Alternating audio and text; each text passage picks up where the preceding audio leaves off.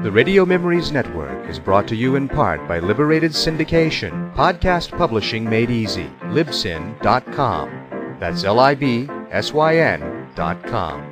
Welcome to the Old Time Radio Network detective stories, continuing America's love affair with private eyes. We now go back to the early days of radio and our imaginations with our feature presentation. Nightmare Town by Dashiell Hammett. Read by Stuart Milligan. Episode 2.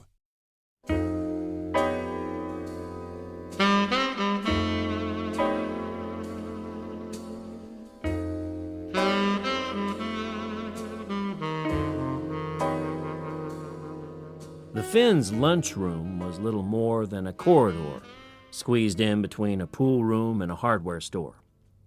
Only one customer was there when Steve entered with his new friend, Roy Camp. "Hello, Mr. Reimer," said Camp. "How are you?" the man at the counter said. And as he turned his head, Steve saw that he was blind. His large blue eyes were filmed over, but it was a calm face, the face of a man at peace with his world. He was just finishing his meal and left shortly, moving with the slow accuracy of a blind man in familiar surroundings. "Reimer lives in a shack all alone," said Camp. "Supposed to have tons of gold coins under his floor. Someday we're going to find him all mamicked up." "A tough town, is it?" asked Steve. "Couldn't help being. It's only 3 years old, and a desert boom town draws the tough boys." After their meal, Steve went back to the telegraph office. The girl was alone. "Anything for me?" he asked. She put a green check and a telegram on the counter. The telegram read, "Collected bet. Paid Whiting $200 for Ford. Sending balance $640. Shipping close. Watch your step. Harris." Steve leaned over the counter. "Now, listen, Miss Valance, I was all kinds of a damn fool yesterday, and I'm sorrier than I can say, but after all, nothing terrible happened. Nothing terrible. Is it nothing to be chased up and down the street like a rabbit by a drunken man in a filthy car?" She glared at him. Steve took his check across the street to the bank. The only man in there, a little plump fellow, came to the grill. "Can I do something for you?" Steve laid down the telegraph company's check. "I want to open an account." The banker picked up the slip of green paper.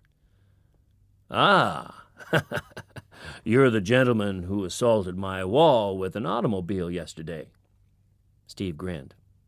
"Are you going to stay in Izzard?" "For a while." The banker stuck a plump hand through the grill. "My name's Dave Brackett. Anything I can do to help you get established, call on me."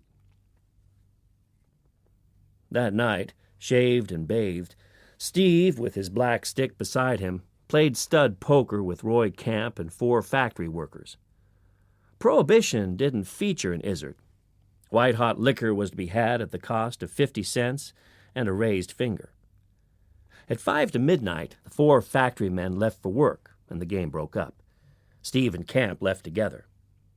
They walked slowly down the dim thoroughfare toward the Izzard Hotel.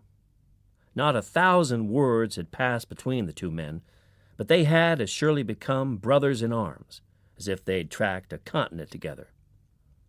Strolling thus, a dark doorway suddenly vomited men upon them. Steve rocked back against the building from a blow on his head. Arms were around him. The burning edge of a knife blade ran down his left arm. He chopped his black stick up into a body, freeing himself from the encircling grip. He used the moment's respite to change his grasp on the stick so that he held it horizontal. Now the black stick became a whirling black arm of the night. The knob darted down at a man's head. Spinning back on its axis, the stick reversed. The ferruled end darted up, hit jawbone with a click, and no sooner struck than slid forward, jabbing deep into throat. The owner of that jaw and throat went backward out of the fight. Steve whirled in time to take the impact of a blackjack. The stick spun sidewise with thud of knob on temple. Then he saw suddenly that Camp had gone down. He battered a passage to the thin man. Behind his stick, that had become a living part of him, Steve Threefall knew that rare happiness which only the expert ever finds, the joy in doing a thing that he can do supremely well. Blows he took, blows that shook him, staggered him, but he scarcely noticed them. His whole consciousness was in his right arm and the stick it spun. As abruptly as it had started, the fight stopped. Feet thudded away, forms vanished into the more complete darkness of a side street, and Steve was standing alone, except for the man stretched out between his feet. Steve knelt, lifted Camp's head from the bricks, and saw that his thin body was ripped open from throat to waistline. "Get word to..." The thin man tried desperately to make the last words audible. A hand gripped Steve's shoulder. "What the hell's all this?" The voice of Marshal Grant Fernie blotted out Camp's words. "Shut up a minute," snapped Steve, and put his ear again close to Camp's mouth. By now, the dying man could achieve no articulate sound. He tried, then he shuddered horribly and died. "What's all this?" repeated the marshal. "A reception committee," said Steve, standing up. "The others beat it around the corner." He tried to point with his left hand, then let it drop to his side. Looking at it, he saw that his sleeve was black with blood. "You better get that patched up," said the marshal. "Doc McPhail's is only 2 blocks up this street. I'll get in touch with you when I want you." Steve found the house without difficulty, a 2-story building set back behind a garden. 2 steps from it, Steve heard something and stopped. His right hand slid to the middle of his stick. Then, from the vine-blackened porch, a figure flung itself on his chest. "Mr. Threefall!" cried the figure in the voice of the girl of a telegraph office. "There's somebody in the house." "You mean a burglar?" He stared down into the white face upturned just beneath his chin. "Yes, he's upstairs, in Dr. McPhail's room." "Is the doctor up there?" No. He and Mrs. McPhail haven't come home yet." He patted her soothingly on a velvet-coated shoulder, selecting a far shoulder so that he had to put his arm completely around her to do the patting. "You stick here. I'll be back as soon as I've taken care of our friend." She clung to his shoulder with both hands. No, I couldn't stay here alone. I'll go with you." He bent to look into her face, and cold metal struck his chin, the muzzle of a big nickel-plated revolver in one of the hands that clung to his shoulder. "Here, give me that thing," he said, and put it in his pocket. "Now, keep as close as you can, and when I say down, drop flat to the floor and stay there." They went in, mounted to the 2nd floor, and crept down the hall. Steve's outstretched hand touched the doorframe. "Down," he whispered to the girl. Her fingers released his coat. He flung the door open, jumped through, slammed it behind him. A head-sized oval was black against the gray of a window. He spun his stick at it. Something caught the stick overhead. Glass crashed, showering him with fragments. There was a thud of feet on the roof of the rear porch. Steve sprang to the window in time to see the burglar making for the fence. One of Steve's legs was over the sill when the girl's arms came around his neck. No, don't leave me. Let him go." He got the gun out of his pocket, and as the fleeing shadow reached the fence, he squeezed the trigger. The revolver clicked. Again. Another click. 6 clicks, and the burglar was gone into the night. Steve broke the revolver in the dark and ran his fingers over the back of the cylinder. 6 empty chambers. "Turn on the lights," he said brusquely. The place had been ransacked. Drawers stood out, their contents strewn on the floor. The bed had been stripped. Near the door, a broken wall light, the obstruction that had checked Steve's stick, hung crookedly. In the center of the floor lay a gold watch and half a length of gold chain. He picked them up. "Dr. McPhail's?" The girl gasped. "It's Mr. Reimer's." "Reimer?" Then he remembered.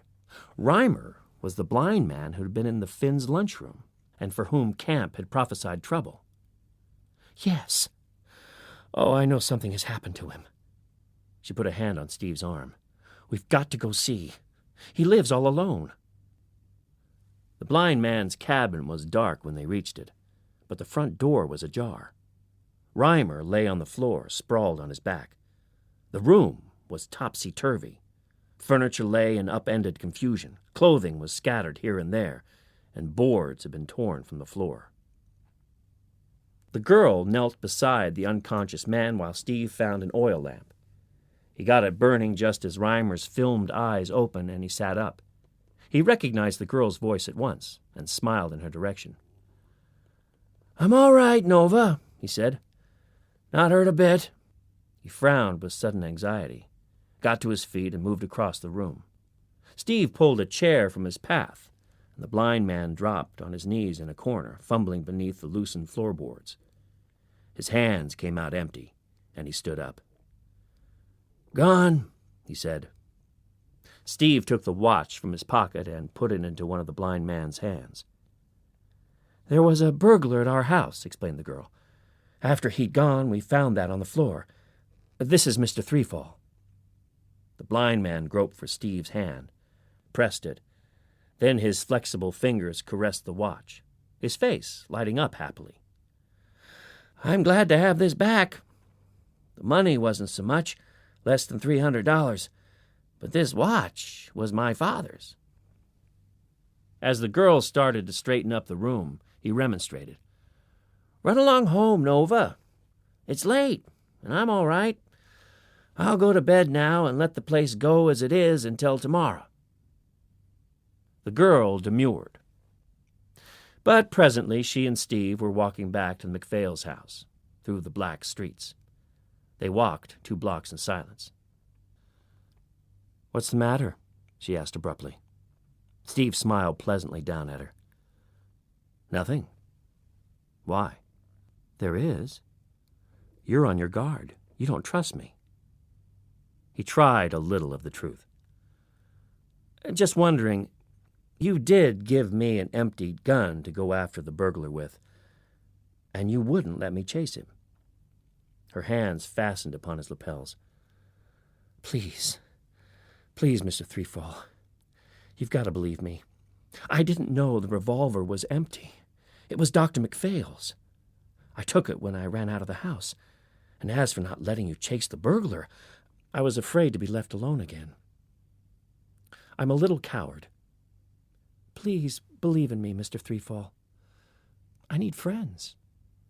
Womanhood had dropped from her.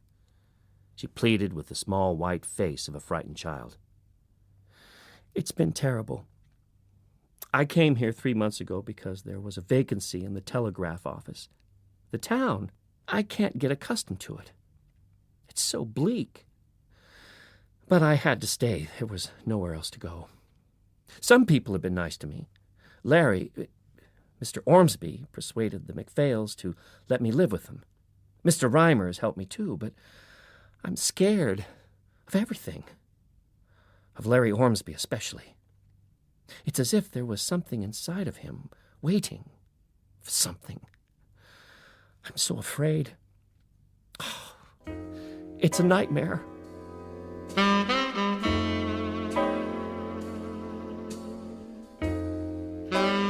Nightmare Town was read by Stuart Milligan. It was abridged by Neville Teller and produced by Elizabeth Allard.